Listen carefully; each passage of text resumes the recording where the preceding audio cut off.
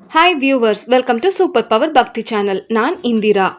நம்மள நிறைய பேருக்கு ஷிர்டி சாய்பாபானா ரொம்ப பிடிக்கும். அவரை ஃபாலோ பண்ணுற எல்லாருக்குமே ஸ்ரீ சாய்நாத ஸ்தவன மஞ்சரினா என்னன்னு தெரிஞ்சிருக்கும். தெரியாதவங்களுக்கு சொல்லிக்கிறேன். ஸ்ரீ சாய்நாத ஸ்தவன மஞ்சரி அப்படிங்கிறது ஒரு அரிய பொக்கிஷம். அதாவது ஸ்ரீ தாஸ்கனு மகாராஜ் அப்படிங்கிறவரால் இயற்றப்பட்டது. இந்த துதியை தினமும் பாராயணம் செஞ்சு வந்தால் நம்மளோட வாழ்க்கையில் பல நன்மைகள் கிடைக்கும்னு சொல்லியிருக்காங்க.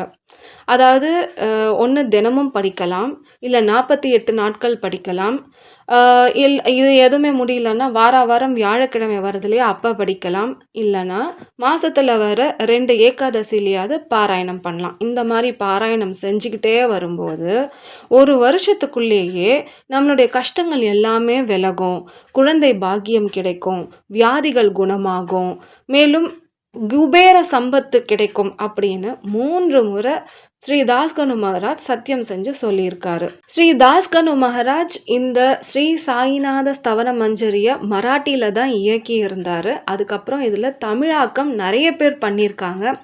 எனக்கு கோபுரம் டிவி சேனல் மூலமாக எனக்கு அவங்க தமிழாக்கம் பண்ண இந்த ஸ்ரீ சாய்நாத ஸ்தவன மஞ்சரி எனக்கு முதல்ல கிடச்சிது. எனக்கும் ரீசண்டாக தான் இதை பற்றி தெரிஞ்சது. நான் படிக்க ஆரம்பிச்சிருந்தேன். ரொம்ப நல்லாயிருக்கும். இந்த படிக்கும்போது நம்மளுடைய மனம் அமைதியாகிறது, நம்ம கூடயே பாபா இருக்காரு அப்படிங்கிற ஒரு உறுதியான ஒரு நம்பிக்கையை இந்த ஸ்தவன மஞ்சரிக்கு கொடுக்கும். இவ்வளவு சக்தி வாய்ந்த ஸ்ரீ சாய்நாத ஸ்தவன மஞ்சரியை நாமும் கேட்டு பயனடைய என்னுடைய பிரார்த்தனை. ஸ்ரீ கணேசனே போற்றி. எல்லாவற்றிற்கும் ஆதாரமானவரே, மயூரேஸ்வரா, எல்லாவற்றிற்கும் சாட்சியாக நிற்பவரே, கௌரியின் புதல்வரே, மனதால் உணர முடியாதவராகவும் எண்ணங்களுக்கெல்லாம் அப்பாற்பட்டவராகவும் இருப்பவரே, பெருத்த வயிறுடையோனே, ஸ்ரீ கணபதியே, என்னை காத்தருள்வீர். நீங்கள் எல்லா பூதகணங்களுக்கும் முதல்வனும் தலைவனும் ஆவை. எனவே கணேசன் என்று அழைக்கப்படுகின்றீர்கள். நீங்கள் எல்லா சாத்திரங்களாலும் ஏற்றுக்கொள்ளப்பட்டவர்.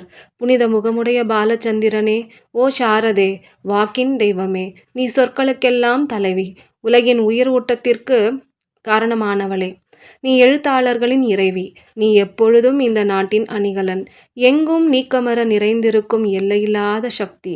ஓ ஜெகதம்பே, உன்னை வணங்குகின்றேன். ஓ முழுமையான பரபிரம்மே, ஜடாதாரியே, மகான்களுக்கும் ஞானிகளுக்கும் பிரியமானவனே, பண்டரிநாதன் உருவில் வெளிவந்த அவதாரமே, நீ எல்லையற்ற கருணை உள்ளம் கொண்டவன். ஓ பாண்டுரங்கா, மனித தெய்வமே, பொம்மலாட்டக்காரன் தன் கைகளில் உள்ள கயிற்றால் பொம்மைகளை ஆட்டுவிப்பது போல் பிரபஞ்சமெங்கும் நீக்கமர நிறைந்து இந்த உலகை ஆட்டுவிப்பவன் நீ. உன் மெய்ப்பொருளை ஆராய்ந்து உணர்வதற்காக அறிவியல் நூல்களும் புனித ஏடுகளும் இன்னமும் முயன்று கொண்டுதான் இருக்கின்றன. மெத்த படித்த மேதைகளாலும் உன்னை அறிய முடிவதில்லை. இத்தகைய மேதைகள் வெறும் வார்த்தை விளையாட்டில் ஈடுபடுபவர்களே. ஓ சக்கரபாணியே, மகான்கள் மட்டும் உன்னை உணர்வார்கள். மற்றவர்கள் அனைவரும் உன்னை உணர முடியாமல் மனக்குழப்பம் அடைந்துள்ளார்கள். உனக்கு பக்தியோடு கூடிய சாஷ்டாங்க நமஸ்காரத்தை நான் செய்கின்றேன். ஓ 5 முகங்கள் கொண்ட சங்கரனே, மனித மண்டை ஓடுகளால் ஆன மாலையை அணிந்திருப்பவனே, நீலகண்டனே, திகம்பரா, ஓம்கார வடிவானவனே, பசுபதியே, எவருடைய உதடுகள் எல்லா நேரங்களிலும் உன் பெயரை உச்சரிக்கின்றதோ அவர்களின் உலகியல் துன்பங்கள் உடனடியாக நீங்கிவிடும். ஓ மாசுகளை அகற்றுபவனே, உன் நாமத்திற்கு அத்தகைய சக்தி இருக்கின்றது. உன் பாதங்களை வணங்கி நான் சாய்நாதரின் புகழை கூறும் இந்த துதியை எழுதுகின்றேன். இந்த அருட்பணி முழுமையாக நிறைவடைய எனக்கு அருள்வாயாக நீலகண்டா. இப்போது அத்ரி முனிவரின் புதல்வரான தத்தாத்ரேயரையும் குலதெய்வமான இந்திரனையும் துக்காராமையும் எல்லா ஞானிகளையும் பக்தர்களையும் பணிகின்றேன். சாய்நாதா, உங்களுக்கு வெற்றி கிட்டட்டும். பாவங்களை களையும் கருணை உள்ளம் கொண்டவரே, உங்கள் பாதங்களில் என் தலை வைத்து வணங்குகின்றேன். உமது பாதுகாப்பை எனக்கு அருள்வீராக. நீங்கள் முழுமையான பரபிரம்மம், ஆனந்தத்தின் இருப்பிடம். நீங்கள்தான் விஷ்ணு, மனிதர்களுள் தலை சிறந்தவர். மன்மதனை எரித்த உமையரு பாகமும் நீங்கள்தான். நீங்கள் மனித வடிவில் வந்த கடவுள், அறிவு என்னும் ஆகாயத்தின் சூரியன். நீங்கள் கருணை கடல். நீங்கள் பிறவிப்பினுக்கு அருமருந்து. நீங்கள் ஏழைகளுக்கும் கீழ்த்தட்டு மக்களுக்கும் விரும்பியதை கொடுக்கும் சிந்தாமணிக்கல். நீங்கள் பக்தர்களை பரிசுத்தப்படுத்தும் கங்கை நதி. வாழ்க்கை என்னும் கடலில் மூழ்குபவர்களை மூழ்காமல் காப்பாற்றும் படகு. நீங்கள் அஞ்சுபவர்களின் புகலிடம். நீங்கள் இந்த உலகம் தோன்ற காரணமான பரிசுத்தமான பேருன்ப பேருணர்வு. நீங்கள் கருணையே வடிவானவர். உமது பலவிதமான தோற்றங்களில் இந்த உலகமும் ஒன்று. நீங்கள் பிறப்பற்றவர். மரணம் உங்களை தொட முடியாது. நீண்ட ஆழமான சிந்தனைக்கு பின் கிடைத்த கருத்து இது. பிறப்பு இறப்பு என்பது அஞ்ஞானத்தால் ஏற்படும் ஒரு உணர்வே. ஓ மகாராஜா, நீங்கள் பிறப்பும் இறப்பும் இல்லாத சைத்தன்யம். தண்ணீர் ஓடையாக ஓடினால் அது அங்கேயே தோன்றியதாக ஆகுமா? அது அங்கே உள்ளே முன்பே நிரம்பி இருந்தது. உள்ளே இருந்து வெளியே பீரிட்டு கிளம்பியது. மணற்பாங்கான பள்ளத்தில் தண்ணீர் வந்த பொழுது அது நீரோடை என பெயர் பெற்றது. தண்ணீர் இல்லாவிட்டால் அது வெறும் மணற்பாங்கான தரையே. மணற்பாங்கான படுகையில் தண்ணீர் ஊற்றாக வந்தாலும் அல்லது வராமல் வற்றியிருந்தாலும் தண்ணீர் அந்த படுகையை பொருட்படுத்துவதே இல்லை. அந்த மணற்படுகைக்கு தண்ணீர் முக்கியத்துவம் கொடுப்பதே இல்லை. மணற்படுகையில் தண்ணீர் நிரம்பியிருந்தால் அறியாமையால் பெருமை பெற்றுக் கொள்கின்றது. தண்ணீர் வற்றிவிட்டால் மணற்படுகை மிகவும் வருத்தமடைகின்றது. மனித உடலை அந்த மணற்பாங்கான படுகையோடு ஒப்பிடலாம். சுத்த சைத்தன்யம்தான் பரிசுத்தமான நீரூற்று. இம்மாதிரி எண்ணற்ற மணற்படுகைகள் இந்த உலகில் இருந்தபோதும் அவை அனைத்திலும் உள்ள நீர் மட்டும் மாறுபடுவதில்லை. கருணை கடலே, நான் உங்களை முதலும் முடிவும் இல்லாதவர் என்று கூறுவேன். என் அறியாமை என்னும் மலையை அடித்து நொறுக்கும் வஜ்ராயுதமாக அருள் கூர்ந்து மாறுங்கள். இதுவரையில் இந்த பூமியில் எத்தனையோ எண்ணற்ற உயிரினங்கள் எப்போதும் தோன்றிக்கொண்டேதான் இருக்கின்றன. எதிர்காலத்தில் இன்னும் இவை போன்ற மேலும் உயிரினங்கள் வரத்தான் போகின்றன. அப்படி தோன்றும் ஒவ்வொரு தோற்றத்திற்கும் ஒரு தனி உருவமும் பெயரும் கிடைக்கும். இவை ஒவ்வொன்றும் உருவத்தாலும் பெயராலும் அடையாளம் காட்டப்படுகின்றன. ஆக அவை அனைத்துள்ளும் இருக்கும் பேரானந்த பேருணர்வு நிலையான சைத்தன்யத்தை நீ நான் என்று பிரித்து காட்டுவது சரியல்ல. இரண்டாவதாக ஒன்று இருப்பதற்கு எப்படி வாய்ப்பில்லையோ அந்த ஒன்றுதான் புனித பேரானந்த பேருணர்வு எனப்படும் சைத்தன்யம். அதுதான் அனைவரினுள்ளும் ஆத்மாவாக இருக்கின்றது. மேலும் சொல்வதானால் அந்த ஒரே ஒரு சுத்த சைத்தன்யம்தான் பிரபஞ்சம் முழுவதும் வியாபித்துள்ளது. ஆகையால் அந்த சைத்தன்யம் நீ நான் என்று எப்படி இரண்டாக வேறுபட்டிருக்க முடியும்? நீருக்கான மேகத்தில் உள்ள நீரின் தன்மை உலகெங்கிலும் ஒன்றே.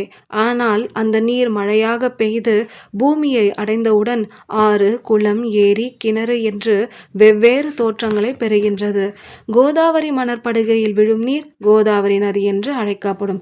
அதே சமயம் கிணறு ஒன்றில் விழும் நீருக்கு கோதாவரி நதி நீரின் சிறப்புத்தன்மை புனிதத்தன்மை கிடைக்காது. கோதாவரி நதி மிகவும் புனிதத்தன்மை கொண்டது. நீங்கள் அந்த கோதாவரி நதியின் நீரை போன்று புனிதமானவர். ஆனால் நாங்கள் குளம், கிணறு, ஏரியில் உள்ள சாதாரண நீரை போன்றவர்கள். நம் இருவருக்கும் இடையே உள்ள வித்தியாசம் இதுதான். எங்கள் வாழ்வின் குறிக்கோளை அடைவதற்கு நாங்கள் உங்களிடம் வர வேண்டும். கரம் கூப்பி தங்களை சரணடைய வேண்டும். ஏனென்றால் நீங்கள் ஒருவர்தான் புனிதத்தன்மையின் உறைவிடம். புனிதம் வாய்ந்த கோதாவரி நதி மணற்படுகையில் மழைநீர் பாயத் தொடங்கும் பொழுது அதில் பாய்ந்த காரணத்தால் அந்த மழைநீரும் புனிதம் அடைகின்றது.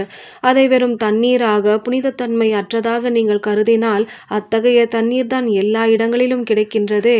கோதாவரி நதி பாயும் மணற்படுகை முழுவதும் புனிதமாக கருதப்பட்டது. பூமியின் அந்த பகுதி அதன் புனிதத்தன்மையை நிர்ணயம் செய்கின்றது. நீருண்ட மேகத்தினின்றும் கீழே விழுந்த மழைநீரின் தன்மை குணம் எந்த பூமியின் பகுதியால் மாறுபடவில்லையோ அந்த பகுதியை சாஸ்திரம் அறிந்தவர்கள் கோதாவரி என்கின்றார்கள். மற்ற பகுதிகளில் விழுந்த மழைநீர் அந்த பகுதியின் மண்ணின் குணத்தை ஏற்றுக்கொண்டது, புனிதத்தன்மையை இழந்தது. மேகத்தில் இருந்த பரிசுத்தமான மழைநீர் மற்ற பகுதிகளில் விழுந்து அசுத்தமாகவும் கசப்பாகவும் உப்பாகவும் மாறிவிட்டது.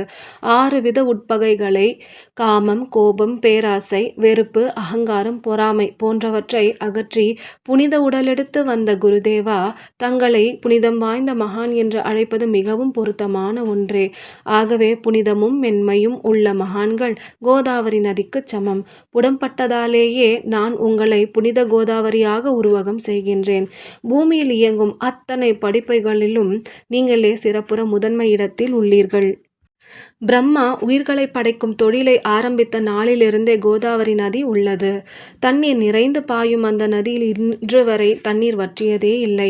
ராமபிரான் தன்னுடைய வனவாசத்தில் கோதாவரி நதியின் கரைக்கு வந்தபோது ஓடிக்கொண்டிருந்த தண்ணீர் இன்றும் அதே நதியில் எப்படி இருக்க முடியும் என்று சற்றே யோசித்து பாருங்கள். கோதாவரி நதியின் மணற்படுகை மட்டும் அதேதான். தண்ணீர் கடலை சென்று அடைந்துவிட்டது. ஆனால் அந்த கோதாவரி நீர்ப்படுகையின் புனிதத்தன்மை மட்டும் என்றுமே மாறாமல் இன்று வரை அப்படியே உள்ளது. ஒவ்வொரு வருடமும் கோதாவரி நதி படுகையில் பழைய நீர் வெளியேறி புதிய நீர் அதற்குள் பாய்ந்து கொண்டிருக்கின்றது. பாபா, அதே நியமம் உங்களுக்கும் பொருந்தும். ஒவ்வொரு 100 ஆண்டுகளையும் ஒரு ஆண்டுக்கு கருதுவோம். ஒவ்வொரு நூற்றாண்டிலும் தோன்றிய முனிவர்கள் அந்த பாயும் நதியை போன்றவர்கள், நீரை போன்றவர்கள். அவர்களில் மிக பெரிய மகான்கள் அந்த நதியின் அலைகளை போன்றவர்கள்.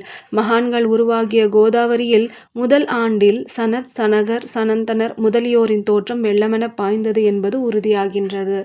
தொடர்ந்து நாரதர், தும்புரு, துருவன், பிரகலாதன், மகாபலி சக்கரவர்த்தி, சபரி, அங்கதன், வாயுவின் புதல்வனான அனுமன், விதுரர், கோபர்கள், கோபிகைகள் ஆகியோரது பிறப்பு நதி பிரவாகமாக பெருக்கெடுத்தது. இவ்வாறு இன்று வரை கடந்த நூற்றாண்டுகள் ஒவ்வொன்றிலும் ஒன்றன் பின் ஒன்றாக மகான்களது வருகை வெள்ளமென பாய்ந்து வருகின்றது. நான் அவற்றை வர்ணிப்பதற்கு இயலாதவனாக இருக்கின்றேன். ஓ சாயிநாதா, இந்த நூற்றாண்டில் மகான்களின் உருவமாகிய புனித கோதாவரி நதியில் சந்தேகத்திற்கு இடமின்றி நீங்கள் வெள்ளமென பாய்ந்தீர்கள். இதில் எவ்வித சந்தேகமும் இல்லை. உங்கள் தெய்வத்தன்மை வாய்ந்த பாதங்களை வணங்குகின்றேன். மகாராஜா, நான் செய்யும் தவறுகளை உங்கள் நினைவில் வைத்து கொள்ள வேண்டாம் என மன்றாடி கேட்டுக்கொள்கின்றேன். நான் ஒரு ஏழை, எளியவன், குறையுள்ளவன், தீய குணங்கள் உடையவன், ஒன்றும் அறியாதவன், பாவ ஆத்மா. என்னை கைவிட்டு விடாதீர்கள். மட்டமான உலோகத்தையும் தங்கமாக மாற்றும் சக்தி கொண்ட ரசவாதக்கல் இரும்பின் இயற்கையான தன்மைகளை பொருட்படுத்துவதில்லை. கோதாவரி நதி தன்னுள் வந்து கலக்கும் சிறிய நீரோடைகளை தன்னோடு கலக்க விடாமல் திருப்பி அனுப்புவதில்லை. அநேக தீய குணங்களை என்னுள் கொண்டவன் நான். உங்கள் கருணை நிறைந்த பார்வையால் அவற்றை உடனடியாக அழித்து விடுங்கள். இது மட்டும்தான் உங்கள் அடிமையான தாஸ்கனுவின் வேண்டுகோள். இரும்பையும் தங்கமாக மாற்றும் ரசவாதக்கல் அவ்வாறு இரும்பை தங்கமாக மாற்ற முடியாவிட்டால் குருதேவா, அது அந்த ரசவாதக்கல்லுக்கு இழுக்கல்லவா? என்னை பாவியாக இருக்கும்படி விட்டு விடாதீர்கள். தங்களை குறைவாக மதிப்பிட வைக்காதீர்கள். நீங்கள் ரசவாதக்கல், நான் இரும்பு மட்டும்தான். எனக்கு ஏற்படும் அவமதிப்பு உங்களுடையது அல்லவா? ஒரு குழந்தை தவறு செய்து கொண்டே இருக்கின்றது. ஆனால் அதற்காக அதன் தாயார் அதன் மேல் கோபம் கொள்வதில்லை. இதை தாங்கள் நினைவில் வைத்துக்கொண்டு உங்கள் அருளாசிகளை வழங்குங்கள். ஓ சர்க்குரு சாயிநாதா, நீங்கள் கற்பக விருட்சம், சம்சார கடலை உறுதியாக கடக்க உதவும் சிறந்த கப்பல். நீங்கள் எனக்கு காமதேனுவாகிய பசு. நீங்கள் சிந்தாமணிக்கல், ஞானவானில் ஒளிவிடும் சூரியன்.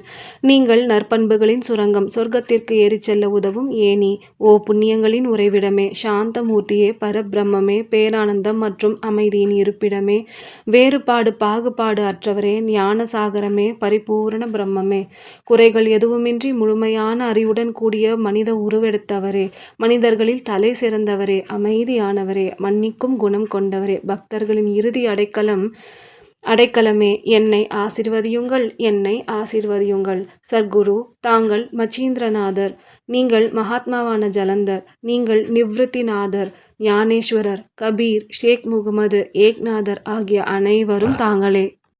நீங்களே போதலா, நீங்களே சாவதாமலி, உண்மையில் சமத்த ராமதாசரும் நீங்களே. சாயிநாதா, நீங்களே துக்காராம், சகாராம் மகாராஜ், நீங்களே மாணிக் பிரபு. உங்களுடைய இன்றைய அவதாரத்தை பற்றி எங்களால் முழுமையாக அறிந்து கொள்ள முடியவில்லை. உங்களுடைய ஜாதி, குலம் ஆகிய எதை பற்றும் தாங்கள் எவருக்கும் வெளிப்படுத்தியதே இல்லை. சிலர் உங்களை முகமதியர் என்கிறார்கள், சிலர் உங்களை பிராமணர் என்கிறார்கள். ஸ்ரீ கிருஷ்ண பரமாத்மா போன்ற அநேக தெய்வீகம் பொருந்திய லீலைகளை செய்கின்றீர்கள். ஸ்ரீ கிருஷ்ண பரமாத்மா உடன் பழகியவர்களை பலவிதமான பெயர்களால் அவரை அழைத்தனர். சிலர் அவரை யதுகுலத்தின் அணிகலன் என்றார்கள், சிலர் அவரை பசுக்களை மேய்க்கும் இடையன் என்றார்கள். யசோதை அவரை அழகிய குழந்தை என்றாள். அவரது மாமனாகிய கம்சன் அவரை உயிரை குடிக்கும் மகா காலன் என்றார். உத்தவர் அவரை அன்பே வடிவானவர் என்றார். அர்ஜுனன் அவரை ஒளிரும் ஒரு ஞானி என்றார். குருநாதா, ஒவ்வொருவரின் மனநிலைக்கேற்ப அவரவர் எண்ணங்களுக்கேற்ப உங்களுக்கு பெயர் சூட்டினார்கள். மசூதிதான் நீங்கள் தங்குமிடம். நீங்கள் பாத்தியா ஓதுவதை பார்த்து உங்களை ஒரு முஸ்லிம் என்று கூறுவதும் சரியே கருணாமூர்த்தியே. அதேபோல் நீங்கள் அக்னியை வழிபடுவதை பார்த்து நீங்கள் ஒரு இந்து என்று முடிவு செய்யப்பட்டதும் சரியே. இந்த வெளிப்புற வித்தியாசங்களுக்கு வீண் விவாதம் விதண்டாவாதம் செய்பவர்களே முக்கியத்துவம் கொடுப்பார்கள். உண்மையான ஞானத்தில் விருப்பம் கொண்டவர்கள் இந்த வெளிப்புற வேறுபாடுகளுக்கு முக்கியத்துவம் தரமாட்டார்கள். நீங்கள் இருப்பதோ பிரம்மம் போன்ற நிலையில். ஜாதி குலம் போன்றவை உங்களுக்கு ஒரு பொருட்டல்ல. நீங்கள் எல்லோருக்கும் மேலானவராகவும் உயர்ந்த குருவாகவும் இந்த பிரபஞ்சத்தை படித்தவராகவும் இருக்கின்றீர்கள். இந்து முஸ்லிம்களுக்கிடையே பகைமை உணர்வு ஏற்பட்டதால் அவர்களுக்கிடையே இணக்கமான உணர்வையும் ஒற்றுமையையும் ஏற்படுத்துவதற்காகவே நீங்கள் மசூதியில் அமர்ந்து அக்னி வழிபாட்டை நடத்தி உங்கள் லீலைகளை பக்தர்களுக்கு காட்டினீர்கள். நீங்கள் ஜாதி மத பேதங்களுக்கு அப்பாற்பட்டவர். நீங்களே பரபிரம்மம். உண்மையில் நீங்கள்தான் பரம்பொருள். தர்க்கங்களுக்கு அப்பாற்பட்டவர். உங்களை பற்றி வீண்வாத பிரதிவாதங்கள் யூகங்கள் ஆதாரமில்லாத கருத்துக்கள் நடமாடும் இடத்தில் என் வார்த்தைகளுக்கு என்ன முக்கியத்துவம் கிடைக்கும்? ஆனால் உங்களை பார்க்கும் பொழுது என்னால் மௌனமாக இருக்க முடியவில்லை. உங்களை போற்றி பாட உலக வழக்கத்தில் உள்ள வார்த்தைகள் போதாது. உங்கள் அருளாசியினால் உங்களை எப்படியெல்லாம் வர்ணிக்க முடியுமோ அவ்வாறெல்லாம் போற்றி பாடுகின்றேன். அதைத்தான் நான் எப்போதும் செய்வேன். கடவுளை விட மகான்கள் வேறுபட்டும் உயர்ந்தும் நிற்கின்றார்கள். மகான்களது சன்னிதானத்தில் என்னுடையது உன்னுடையது என்ற பேதம் இல்லை. கடவுளை பகைத்ததால் இரண்யகசிப்புவுக்கும் ராவணனுக்கும் மரணம் ஏற்பட்டது. இத்தகைய மரணங்கள் மகான்களால் ஏற்பட்டதே இல்லை. அரசன் கோபிச்சந்தன் ஜாலந்தரை குப்பை குவியலில் புதைத்தான். அதற்காக அந்த மகான் வருத்தப்படவில்லை. அதற்கு பதிலாக அவனது அந்த தீய செயலுக்கு பரிசாக அரசன் கோபிச்சந்தரை சம்சார சூழலிலிருந்து விடுவித்து அவன் முக்தி பெற உதவினார். மகான்களின் குணமும் சக்தியும் இப்படிப்பட்டதுதான். அவற்றை எவ்வாறு வர்ணிப்பேன்? மகான்கள் சூரியனை போன்றவர்கள். அவர்களின் கருணை ஒளிவிட்டு பிரகாசிக்கும். மகான்களின் உடலுக்கும் மனதிற்கும் சுகம் தரும் சந்திரனை போன்றவர்கள். மகான்கள் மனதிற்கு இதமளிக்கும் கஸ்தூரி போன்றவர்கள். அவர்களின் அருள் அதன் நறுமணம் போன்றது. மகான்கள் சாறு நிரம்பிய கருமினை போன்றவர்கள். அவர்களின் அருள் அந்த கரும்பு சாற்றினை போல் இனிப்பானது.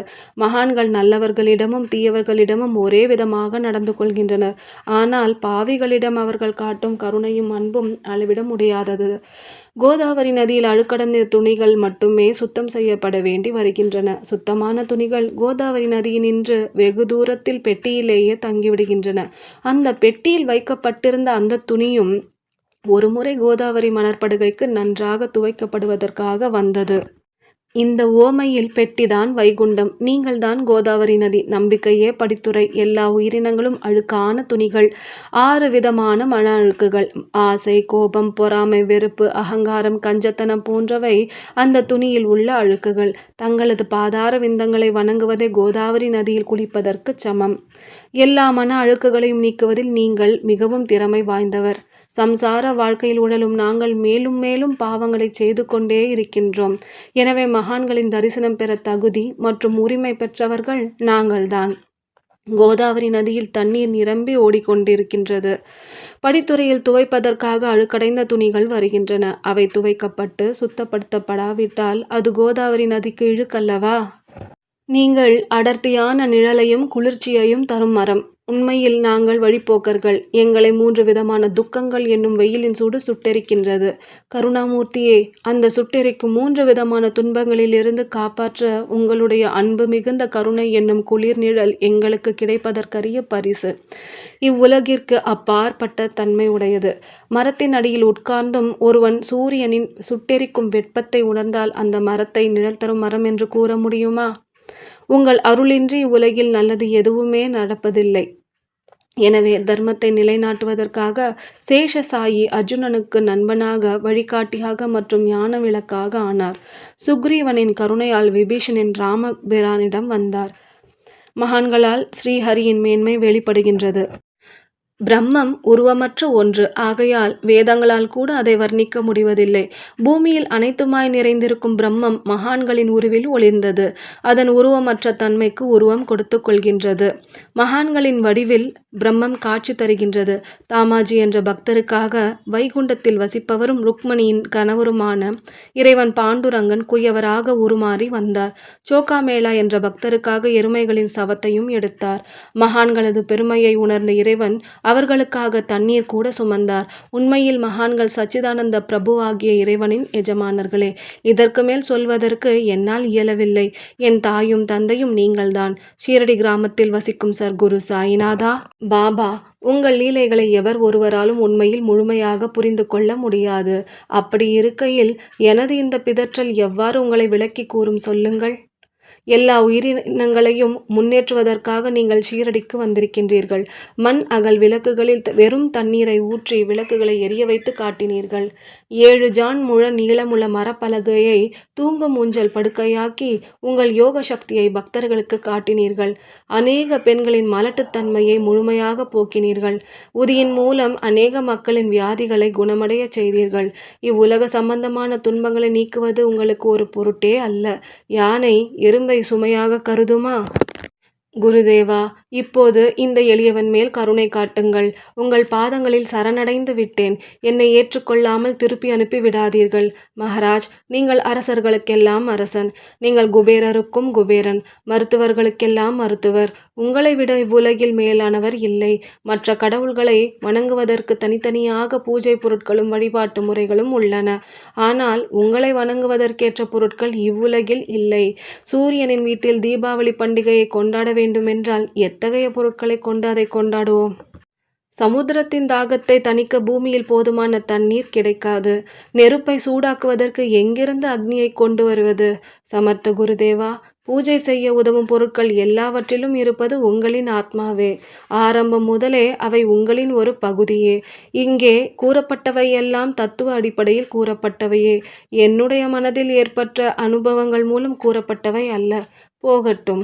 உலக வழக்கில் உள்ளபடி உமக்கு நான் பூஜை செய்யலாம் என்றால் அதை செய்வதற்கு தேவையான திறமை எனக்கு இல்லை என் குருநாதா. கருணாமூர்த்தியே, கற்பனைகள் செய்து உமக்கு பூஜைகள் செய்கின்றேன். அந்த வழிபாட்டை இந்த தாசனிடமிருந்து ஏற்றுக்கொள்ளுங்கள். இப்போது அன்புடன் என் கண்ணீரால் உங்கள் பாதங்களை கழுவுகின்றேன்.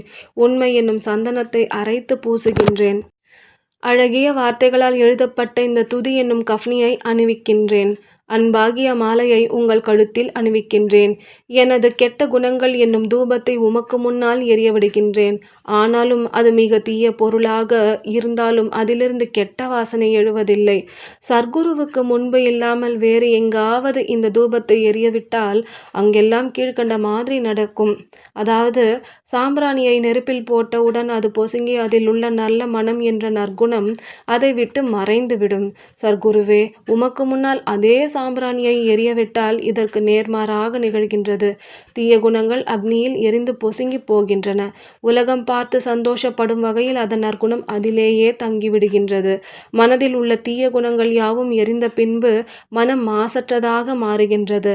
கங்கை நீரில் உள்ள அழுக்குகள் நீங்கியவுடன் கங்கை நீர் புனிதம் அடைகின்றது. ஓ குருதேவா, மாயை மோகம் என்ற தீபத்தை உமக்கு ஏட்டிக் காட்டுகின்றேன். அதன் மூலம் என் மனம் வைராகியத்தில் ஒளிரட்டும். நீங்கள் உட்காருவதற்காக நம்பிக்கை என்ற பரிசுத்தமான சிம்மாசனத்தை உமக்கு தருகின்றேன். அதை ஏற்றுக்கொண்டு எனது பக்தி என்ற நைவேத்தியத்தை ஏற்றுக்கொள்ளுங்கள். என் பக்தி என்ற நைவேத்தியத்தை ஏற்றுக்கொண்டு அதன் சாரை எனக்கு கொடுப்பீராக.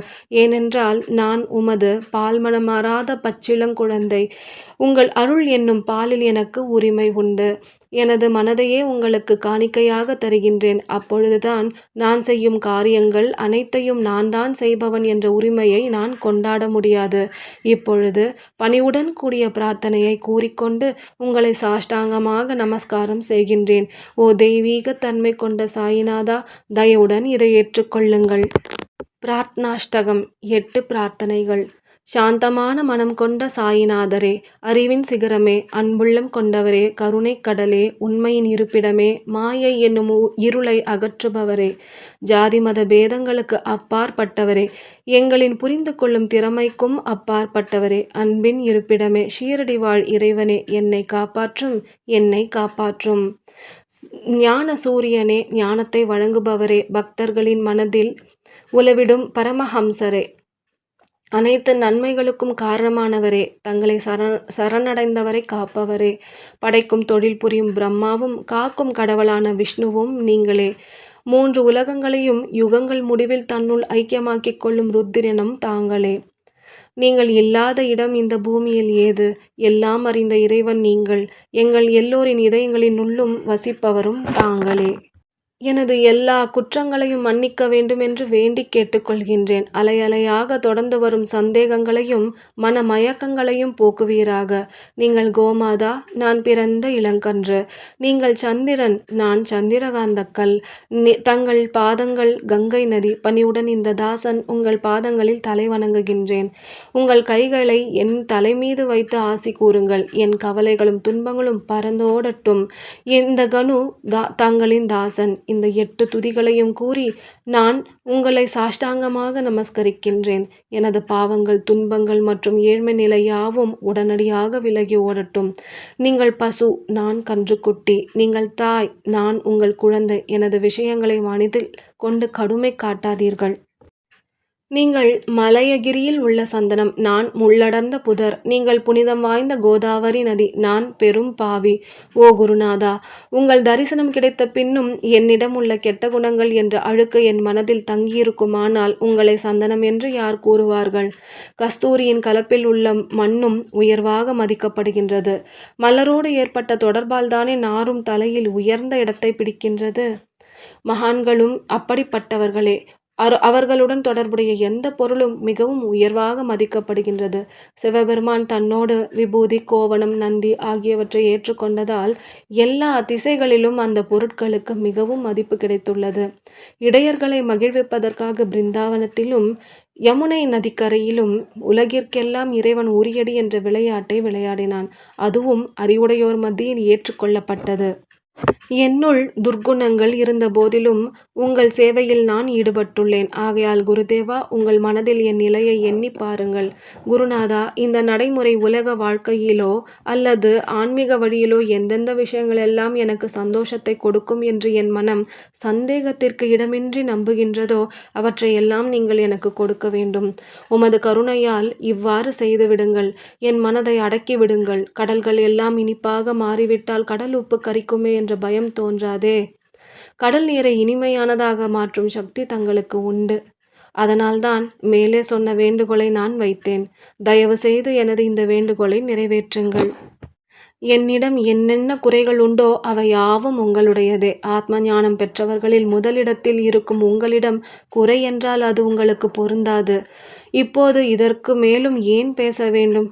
நீங்கள்தான் என் ஒரே அடைக்கலம். தாயின் அரவணைப்பில் இருக்கும் வரை இயற்கையாகவே குழந்தை பயமற்று இருக்கும்.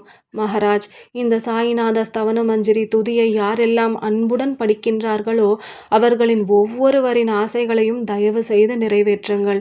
இந்த துதியை படிப்பவர்களின் 3 வித துன்பங்களையும் ஒரு ஆண்டிற்குள் நீங்கிவிடும் என்பதை இந்த நாளில் உங்களின் ஆசியாக என்றென்றும் இருக்கட்டும். குளித்து முடித்துவிட்டு மனதில் முழுமையான நம்பிக்கையுடன் தொடர்ந்து தினமும் இந்த துதியை பாராயணம் செய்ய வேண்டும். அப்படி தினமும் முடியாவிட்டால் வாராவாரம் வியாழக்கிழமை தோறும் சர்க்குரு பாபாவை வணங்கி அவருடைய உருவத்தை மனதில் நினைத்து இந்த துதியை பாராயணம் செய்யவும். இதுவும் கூட முடியாவிட்டால் மாதா மாதம் வரும் 2 ஏகாதசி நாட்களில் மட்டுமாவது இந்த துதியை பாராயணம் செய்யுங்கள். இது உங்களுக்குள் ஏற்படுத்தும் விளைவுகளைக் கண்டு நீங்களே ஆச்சரியப்படுவீர்கள். குருமூர்த்தியான சாயிநாதர் இந்த துதியை பாராயணம் செய்வோருக்கு இறுதியில் உயர்ந்த அருளை அளிப்பார். இந்த துதியை கேட்பவருக்கு இவ்வுலக ஆசைகளை உடனடியாக முழுமையாக நிறைவேற்றுவார். இறுதியில் முக்தியை தருவார். இந்த துதியை திரும்ப திரும்ப பாராயணம் செய்வதால் முட்டாள்களும் கூட கூர்மையான புத்தியை அடைவார்கள். யாருடைய வாழ்நாளாவது குறைவாக இருப்பின் இந்த துதியை அவர்கள் படித்தால் அவர்கள் 100 ஆண்டு காலம் வாழ்வார்கள்.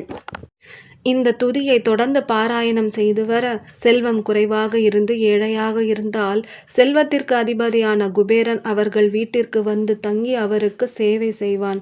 இது சத்தியம், இது சத்தியம், இது சத்தியம் என்று 3 முறை கூறுகின்றேன். குழந்தை பாக்கியம் இல்லாதவர்கள் இந்த துதியை தொடர்ந்து படித்து வந்தால் குழந்தை பாக்கியம் கிடைக்கும். இந்த துதியை படிப்பவர்களின் வியாதிகள் முற்றிலுமாக குணமாகும்.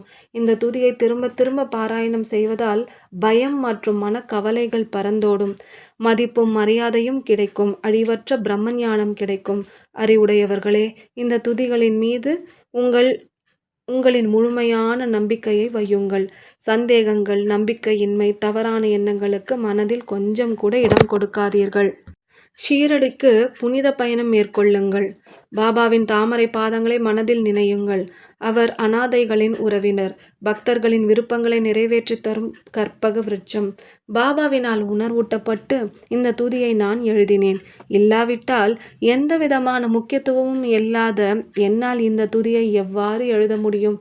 சக ஆண்டு 1840, அதாவது ஆங்கில ஆண்டு 1918 புரட்டாசி மாதம் வளர்பிறை விநாயக சதுர்த்தி அன்று திங்கட்கிழமை 2வது பிரகாரத்தில் சூரியன் உதித்து 3 மணி நேரம் ஆன பின்பு இந்த பாமாலை நிறைவு செய்யப்பட்டது. புனிதம் வாய்ந்த நர்மதை நதிக்கரையில் மகேஸ்வர் என்னும் புனித தலத்தில் ஸ்ரீ அகல்யா தேவியின் சந்நிதியில் சாயிநாதர் புகழ் பாடும் இந்த ஸ்ரீ சாயிநாத ஸ்தவன மஞ்சரி நிறைவடைந்தது. மகேஸ்வரம் என்னும் புகழ்பெற்ற புனித பூமியில் இந்த துதி நிறைவடைந்தது. ஸ்ரீ சாயிநாதர் என் மனதிற்குள் புகுந்து இந்த துதியின் ஒவ்வொரு வார்த்தைகளையும் என்னை கூற வைத்தார். என் சீடர் தாமோதரன் நான் இதை கூற எழுதினான். தாஸ்கனுவாகிய நான் எல்லா மகான்களுக்கும் பணிவான வேலைக்காரன். எங்கும் மங்களம் உண்டாகட்டும்.